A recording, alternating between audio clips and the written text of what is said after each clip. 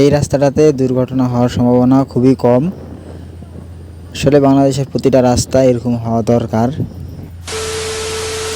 তো এই রাস্তাটায় দুর্ঘটনা কম হওয়ার কারণ একটাই, রাস্তাটা 2 লাইনের। বাংলাদেশের প্রতিটা রাস্তা না হলেও যেগুলা মেন রোড আছে, মেন রোডগুলা এরকম করার দরকার। কারণ এক লাইন দিয়ে যাচ্ছেন, ঠিক আছে, আপনি এই যে অটোটাকে ওভারটেক করলাম, ঠিক আছে, সামনের দিক থেকে যদি এক লাইনের হতো, সামনে থেকে আরেকটা গাড়ি আসতো, কী হতো, রিস্ক হইতো।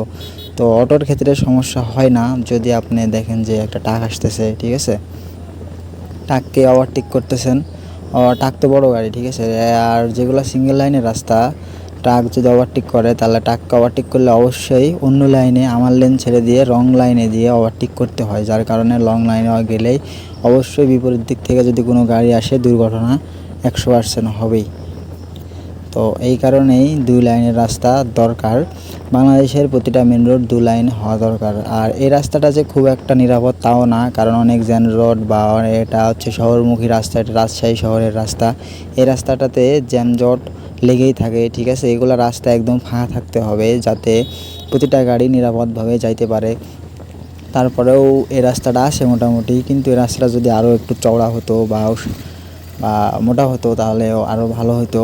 তবে হ্যাঁ, আগের চাইতে ভালো হয়েছে। আগে এই রাস্তাটা এক লাইনে ছিল, মানে এক রাস্তা দিয়ে এক পাশ দিয়ে যাইতো, এক পাশ দিয়ে আসতো। এই যে সাদা দাগ দেখতেছেন, এরকম একটা দাগ ছিল মাত্র, চাইলে এক লাইন থেকে আরেক লাইনে যে কেউ চলে যাইতো।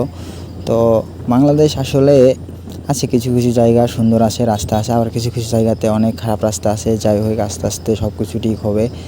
তো আপনারা যারা আমার ভিডিও রেগুলার দেখেন অবশ্যই চ্যানেলটি সাবস্ক্রাইব করে দিবেন। ধন্যবাদ।